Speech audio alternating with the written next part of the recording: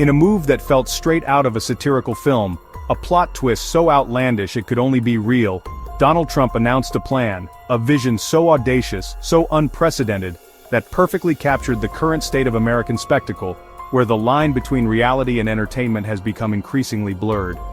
Instead of a policy proposal, a detailed plan for economic reform, or a strategy for international relations, he declared that for America's 250th anniversary, a celebration of freedom, democracy, and the pursuit of happiness, the White House would host a UFC fight, a spectacle of athleticism and combat right in the heart of American power.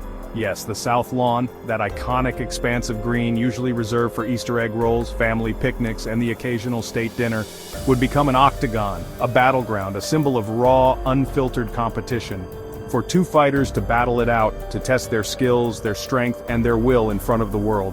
The announcement was pure political theater, a carefully orchestrated moment designed to capture attention, made at a rally for maximum impact, to energize his base and dominate the news cycle.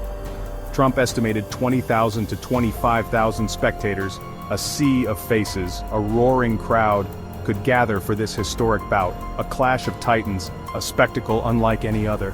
Imagine the Truman Balcony as a VIP box, the best seats in the house, a prime viewing spot for dignitaries and celebrities, the Rose Garden as a pre-fight warm-up area, where fighters would prepare for battle amidst the manicured lawns and blooming flowers. This wasn't just breaking tradition, it was shattering it, it was putting it in a chokehold, twisting it, and redefining what the White House could represent. Supporters called it genius, a bold American celebration, a testament to strength, resilience, and the American spirit. Critics called it performative populism, a crass attempt to appeal to the masses and further erode the dignity of the presidency. No matter your view, the proposal was undeniably historic, a moment that would be etched in the annals of presidential history, blurring the lines between governance, entertainment, and capitalism, creating a spectacle that was both captivating and controversial. The White House press secretary confirmed Trump was serious, dispelling any doubts that this was merely a fleeting idea, and the idea quickly gained momentum, sparking a frenzy of speculation, debate, and anticipation. UFC President Dana White, a longtime Trump ally, a powerful figure in the world of mixed martial arts, signaled his support, throwing his weight behind the idea and lending it further credibility. Fighters like Conor McGregor tweeted their enthusiasm, the outspoken and charismatic star of the UFC, "Count me in," a clear indication that the biggest names in the sport were eager to participate. This wasn't a random idea, it was a calculated move. Trump's connection to the UFC goes back decades, a relationship built on mutual benefit and shared ambition, when he hosted early events at his Taj Mahal, providing a platform for the then-fledgling sport to gain exposure. Now, that alliance was set to culminate, to reach its apex in a spectacle years in the making, a fusion of politics, sports, and entertainment on the grandest stage imaginable. The White House, once a symbol of solemnity, of tradition, of the weight of American history, was about to become the stage for the ultimate American showdown, a collision of worlds that would redefine the very meaning of spectacle. The world was officially on notice. All eyes were on Washington, waiting to see if this audacious plan would actually come to fruition. Politics and the octagon had collided, creating a moment that was both shocking and strangely inevitable. The White House, a symbol of American history, power, and tradition. It's a place where decisions that shape the world are made, where dignitaries are welcomed, and where the spirit of the nation is on display. The White House has never been a sports arena, until now. For over 2 centuries, its grounds have projected stability and dignity, a carefully cultivated image of American leadership and grace. It's a backdrop for diplomacy, a stage for national celebrations, and a monument to enduring values, not the roar of a fight crowd. The energy of a UFC event is a stark contrast to the usual atmosphere of respectful discourse and formal proceedings. Transforming it into a UFC venue is a radical break from tradition. It challenges the very essence of what the White House represents. State dinners, bill signings, and Easter egg rolls are the norm, not combat sports. The juxtaposition is jarring, a collision of 2 vastly different worlds.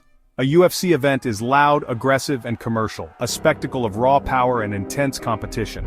It's the antithesis of White House decorum. The refined elegance of the White House stands in stark opposition to the boisterous nature of a UFC event. The logistical challenges are immense, securing the world's most protected residence for 20,000 fans, a task that requires meticulous planning and unwavering vigilance. Building temporary infrastructure and ensuring safety. Every detail must be accounted for, every potential threat neutralized. But the symbolism is even bigger. The South Lawn is America's front yard, a space traditionally reserved for moments of national unity and shared experience. Hosting a fight there says the nation values spectacle, strength, and entertainment, perhaps above other more traditional virtues. It's a redefinition of national identity, one that puts the octagon on par with the Oval Office. It suggests a shift in priorities, a new understanding of what it means to be American.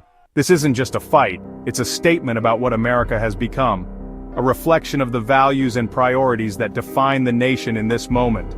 The world will be watching to see what message the country sends. What will they see? What will they think? The stakes are high, and the implications are far-reaching. This isn't just a sporting event taking place near a political landmark, it's something far more significant. It represents the ultimate fusion of the raw energy of sports with the calculated strategies of politics, a blend rarely seen on such a grand stage.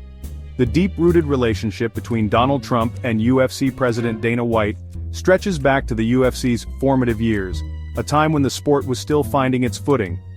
Back then, Trump recognized the potential in the burgeoning sport and crucially, gave the fledgling UFC a platform, a venue, and a much-needed veneer of legitimacy when few others would.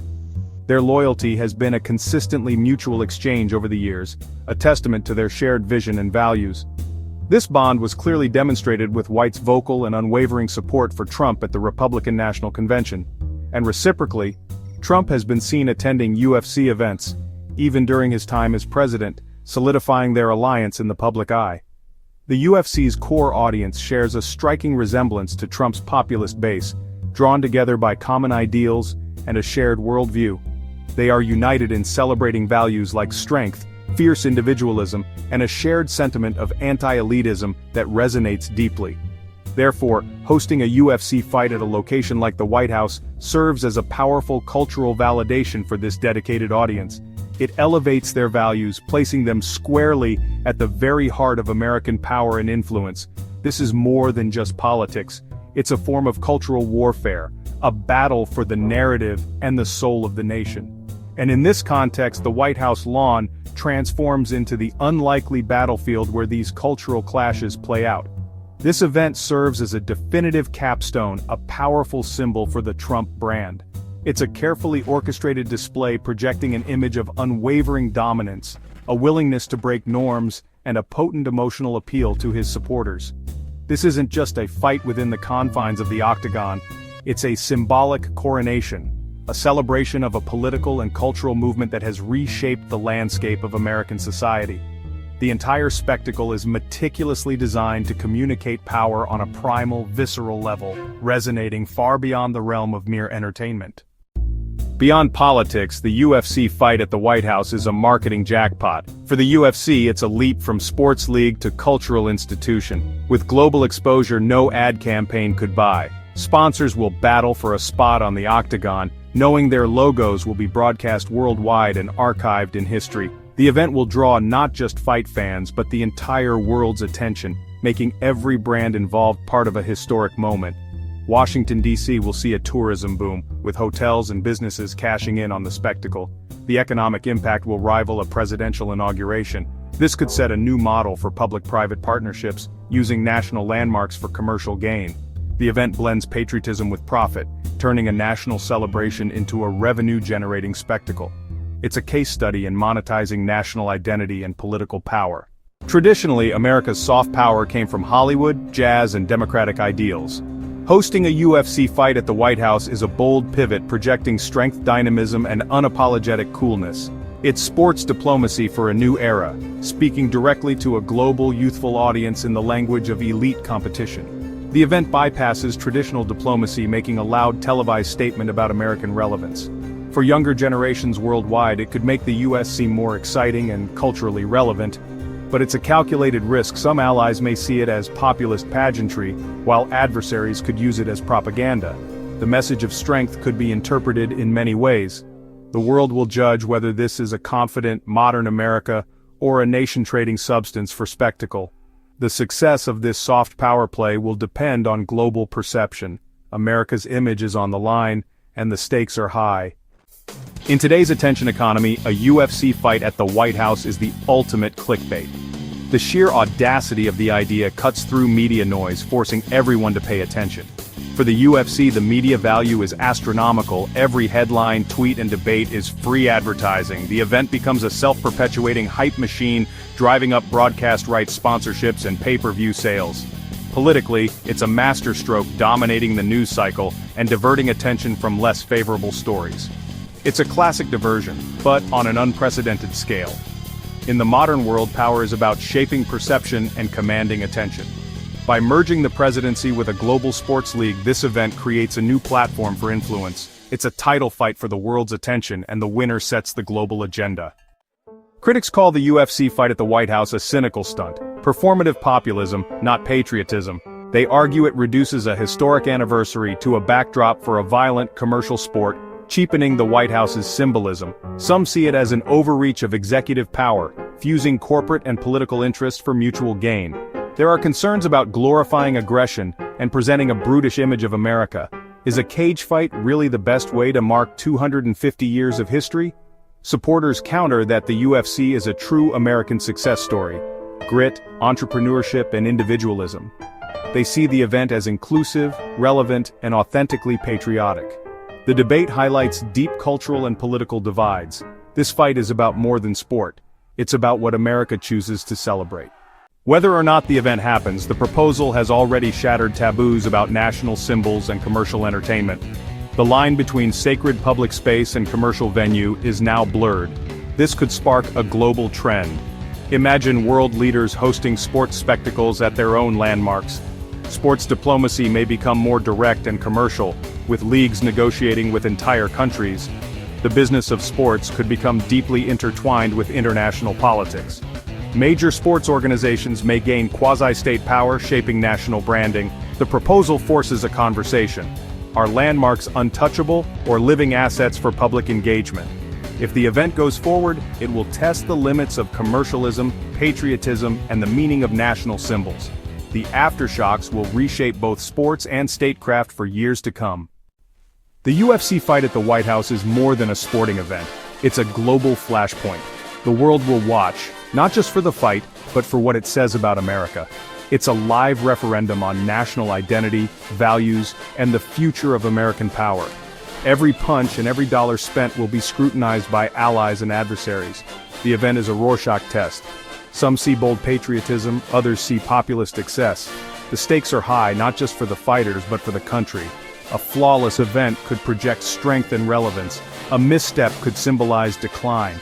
The world will judge, and the outcome will shape America's image for years.